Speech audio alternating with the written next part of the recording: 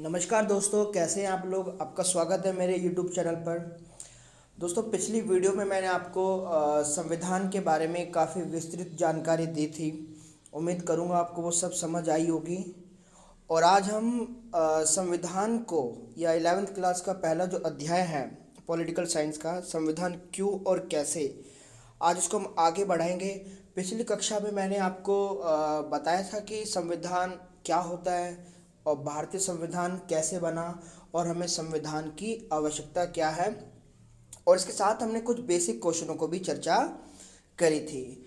दोस्तों, आज इस वीडियो में हम पूरे अध्याय को समाप्त कर देंगे और आज हम एक काफ़ी महत्वपूर्ण क्वेश्चन करेंगे। तो हम अपने इस क्वेश्चन की शुरुआत करते हैं। आज का हमारा सबसे महत्वपूर्ण क्वेश्चन है,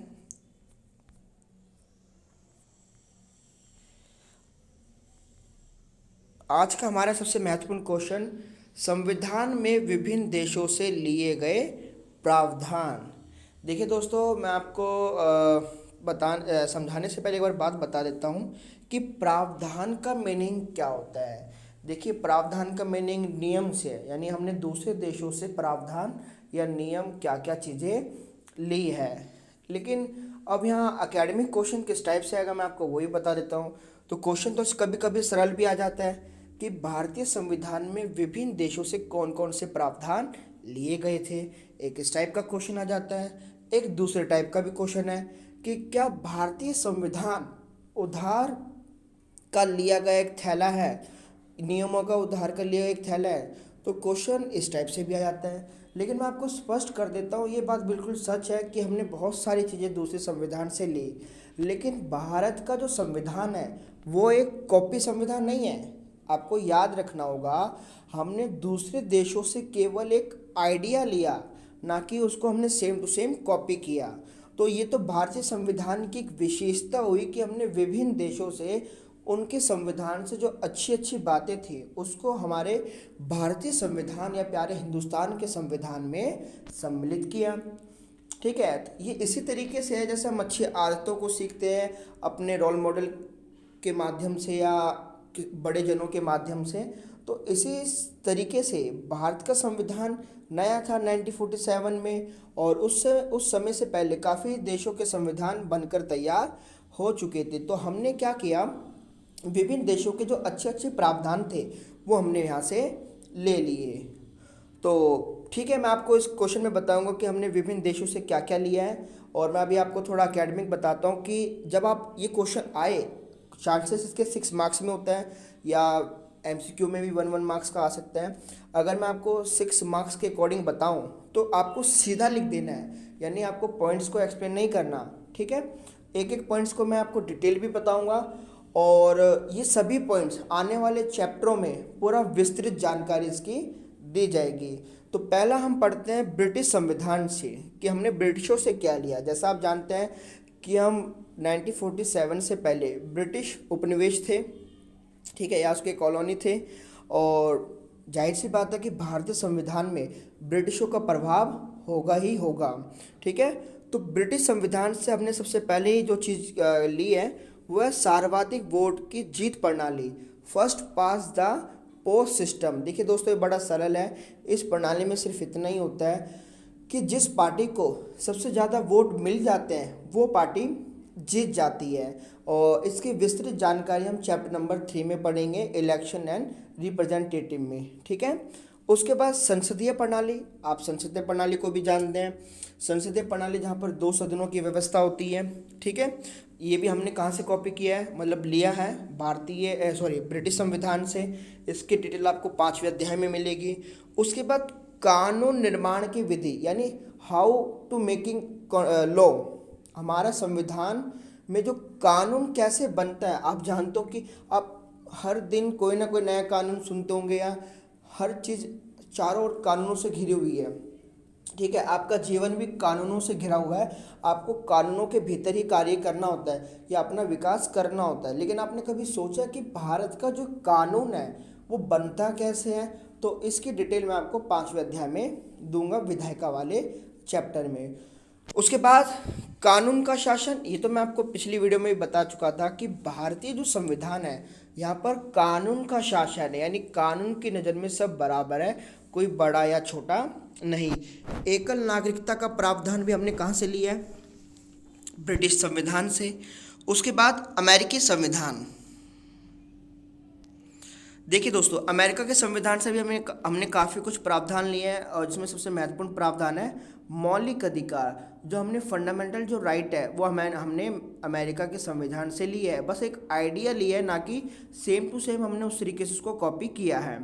उसके बाद न्यायपालिका की स्वतंत्रता, न्यायिक पुनरावलोकन, उद्देशिका, प्रियम्बल भी हमने अमेरिकी संविधान से लिया है। जो उसका आइडिया है वो हमने अमेरिकी संविधान से लिया है, और इस पे काफ़ी अच्छा क्वेश्चन आ सकता है 1 मार्क्स में कि भारतीय संविधान की जो प्रस्तावना है उसका हमने जो एक आइडिया है वो कहाँ से लिया, तो आपका आंसर अमेरिका होना चाहिए।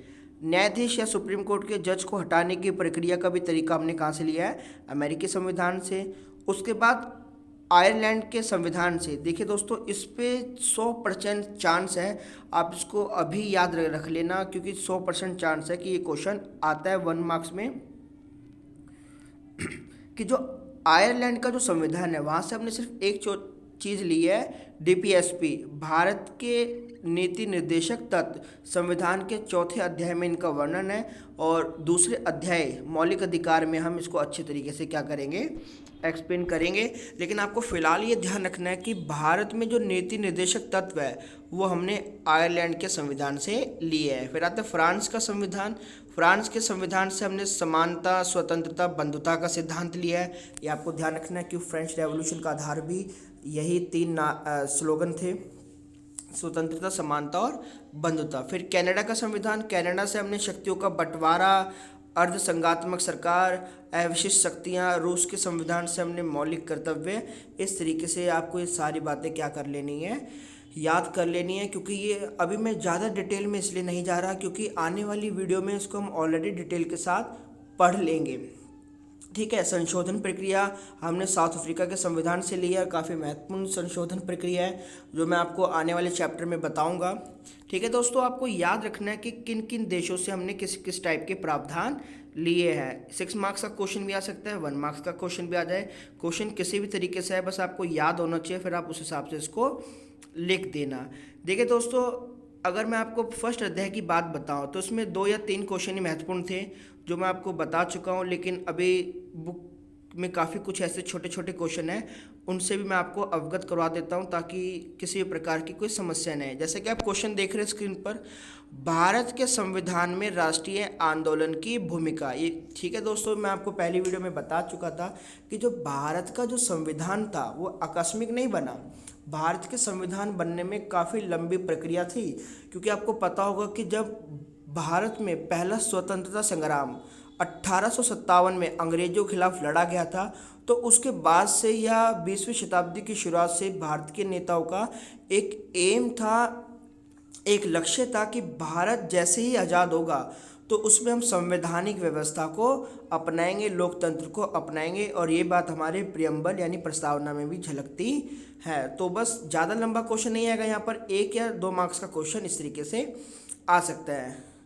उसके बाद अगर हम थोड़े और छोटे मोटे क्वेश्चन देखें तो इसमें आपका एक क्वेश्चन, संविधान की कार्यशैली। संविधान की कार्यशैली का अर्थ है कि संविधान काम कैसे करता है। मैंने आपको पिछली वीडियो में भी बताया था, लेकिन आज हम उसको फिर डिस्कस कर लेते हैं। भारतीय नेताओं ने संविधान बनाते समय प्रत्येक विषय पर, यानी जो भी विषय था, चाहे वो मौलिक अधिकार हो, चाहे वो नागरिकता हो, चाहे वो संघ से जुड़ा हो या किसी चीज़ से भी जुड़ा हो, उन सभी विषयों पर भारतीय राजनेताओं ने विचार विमर्श तथा संवाद को अपनाकर संविधान का निर्माण किया था। आपको ध्यान रखना है कि एक डिबेट होती थी संविधान सभा में। क्या होता थे, सभी मेंबर बैठा करते थे और हर विषय पर एक डिबेट होती थी, फाइनल में एक वोटिंग होती थी और मेजॉरिटी के साथ वो चीज़ क्या हो जाती थी, वहाँ पर विषय पास हो जाता था। और बाद में डॉक्टर जो भीमराव अंबेडकर थे, जिनको ड्राफ्टिंग कमेटी की जिम्मेदारी मिली हुई थी, वो संविधान में उसको सम्मिलित कर लेते थे। तो यहाँ पर आप सेकंड पॉइंट आपके लिए काफ़ी महत्वपूर्ण पॉइंट है, क्योंकि इस पर एमसीक्यू टाइप का क्वेश्चन आ सकता है। सार्वभौमिक मताधिकार संविधान में एक ऐसा प्रावधान है जो किसी बिना वाद विवाद के पास हो गया। ध्यान रखना दोस्तों, काफ़ी महत्वपूर्ण क्वेश्चन है। यूनिवर्सल फ्रेंच एडल्ट चाइल्ड जो है यानी जो भारत का जो संविधान है उसमें एक ऐसा प्रावधान है जो बिना किसी डिबेट के पास हो गया, सार्वभौमिक मताधिकार। आपको शायद पता भी हो या ना भी पता हो, मैं आपको बता देता हूँ। सार्वभौमिक मताधिकार का मीनिंग होता है कि जो वयस्क 18 साल से ऊपर है उसको वोट डालने का अधिकार। पहले ये एज भारत में 21 साल थी, लेकिन 1989 या 1991 के करीब ये एज इसको 21 से 18 पर कर दिया था। ठीक है। उसके बाद संविधान संस्थाओं की संतुलित रूपरेखा। तो संतुलित रूपरेखा का मतलब यह है कि जो भारत का जो संविधान है या जो संविधान या लोकतंत्र के 3 अंग है, कार्यपालिका, न्यायपालिका और विधायिका, उनमें जो शक्तियों का बंटवारा है वो बराबर करता है। और संतुलित रूपरेखा का अर्थ ये होता है कि भारत में कोई भी संस्था इतनी मजबूत नहीं है कि वो अपनी सार्वभौमिक शक्ति का इस्तेमाल कर सके या दूसरी संस्था का उल्लंघन कर सके। तो भारत के नेताओं ने इस तरीके से संविधान का निर्माण किया था जिससे कोई भी संस्था, कार्यपालिका, विधायिका या न्यायपालिका, एक दूसरे के नियमों का उल्लंघन ना कर सके। संविधान की रूपरेखा यह सुनिश्चित करती है कि किसी एक संस्था का संपूर्ण शक्तियों पर एकाधिकार ना हो और सभी शक्तियाँ बराबर का हिस्सेदार हो। तो इसी को शॉर्ट में संविधान की संतुलित रूपरेखा कहा जाता है। ठीक है। उसके बाद एक क्वेश्चन, लास्ट क्वेश्चन मैं आपको और बता देता हूँ, क्योंकि हालांकि ये क्वेश्चन ज़्यादा महत्वपूर्ण भी नहीं है, लेकिन बुक में दिए हुए हैं तो मेरी जिम्मेदारी बनती है कि मैं आपको इनको भी अवगत करवा देता हूँ। लेकिन आपके कुछ बेसिक क्वेश्चन जैसे संविधान क्या है, संविधान कैसे बना, उद्देश्य प्रस्ताव, हमने विभिन्न देशों से क्या क्या प्रावधान लिए, तो ये क्वेश्चन सबसे महत्वपूर्ण है। लेकिन इन क्वेश्चन को भी आपको पढ़ लेना है, याद करने की जरूरत तो नहीं है क्योंकि पढ़ते ही ये क्वेश्चन समझ आ जाएंगे। उसके बाद क्वेश्चन है संविधान को प्रचलन में लाने का तरीका। देखिए दोस्तों, ये काफ़ी अच्छा क्वेश्चन है, बहुत अच्छा क्वेश्चन है। किस तरीके से? देखिए, देश में कानून बने ये काम जरूरी नहीं है, कानून लागू कैसा होता है ये उससे भी ज़्यादा महत्वपूर्ण है। क्योंकि आपको पता होगा कि अगर हम बात करें, जैसे अभी भारत में रेप की समस्या बहुत ज़्यादा है, ठीक है, बलात्कार की समस्या बहुत ज़्यादा है। ऐसा नहीं है कि भारत ने बलात्कार को लेकर कोई कड़े नियम नहीं बनाए, कड़े नियम भी है, लेकिन फिर भी बलात्कार होते हैं। क्यों? क्योंकि कानून तो बनाना आसान है, लेकिन उसको इम्प्लीमेंट करना या उसको लागू करना मुश्किल है। क्योंकि कानून जो है वो काफ़ी धीरे धीरे आगे बढ़ रहा है हमारा भारतीय संविधान का। तो शायद एक मेरे रूप में मेरे अनुसार ये थोड़ी सी कमी है। तो जब 1947 में जब हमारा संविधान बना तो एक सबसे बड़ी चुनौती थी कि इसको लागू कैसे किया जाए। एक सेकेंड, लागू कैसे किया जाए, इसके 4 पॉइंटों के माध्यम से मैं आपको समझाने का प्रयास करूंगा। इसमें पहला पॉइंट है राष्ट्रीय सहमति। देखिए दोस्तों, अगर संविधान राष्ट्रीय सहमति से बनता है या लोकप्रिय नेताओं द्वारा बनता है तो जनता उसे स्वीकार करती है। अगर ये कानून आम लोगों के द्वारा बनता तो शायद भारतीय संविधान को वो स्वीकार ना करती। भारत का संविधान जवाहरलाल नेहरू, डॉक्टर भीमराव अंबेडकर, सरदार वल्लभ भाई पटेल, गोविंद वल्लभ पंत इत्यादि जैसे महान नेताओं के द्वारा बना, इसलिए भारत के संविधान को सभी जाति धर्मों ने एक्सेप्ट किया था। दूसरा तरीका होता है जनमत संग्रह। जनमत संग्रह का मतलब होता है जनता की राय या जनता का एक वोट लेना कि क्या ये जो प्रावधान है ये सही है या गलत है। तो एक ये भी पैटर्न होता है, जैसा कि नेपाल इसका अच्छा उदाहरण है। नेपाल में 10 से 15 बार कानून संविधान बना, चेंज हुआ, वो जनमत संग्रह पे टिका था। मौलिक प्रावधान, अगर किसी संविधान में मौलिक प्रावधान होते हैं तो वो संविधान उतना ज़्यादा लोकप्रिय होता है। मौलिक प्रावधान का मीनिंग है जिसका पालन सब करे और सबके लिए वो इक्वल हो। उसके बाद 4th पॉइंट संतुलित व्यवस्था। संतुलित व्यवस्था का अर्थ मैंने अभी आपको पीछे बताया कि सभी संस्थाएं आपस में मिल बांट कर काम करें, कोई भी संस्था इतनी मजबूत ना हो कि वो दूसरे का उल्लंघन कर सके। इसी को संविधान की संतुलित रूपरेखा कहा जाता है। तो प्यारे दोस्तों, तो इस अध्याय में संविधान क्यों और कैसे में तो यही था। अब मैं आपको अगली वीडियो में अगले अध्याय के बारे में बताऊंगा। तो आज के लिए इतना ही, धन्यवाद। ठीक है, और आप जो टेलीग्राम है उसको ज्वाइन कर लेना, मैंने डिस्क्रिप्शन में लिंक दे दी है। आज के लिए इतना ही, धन्यवाद। जय हिंद।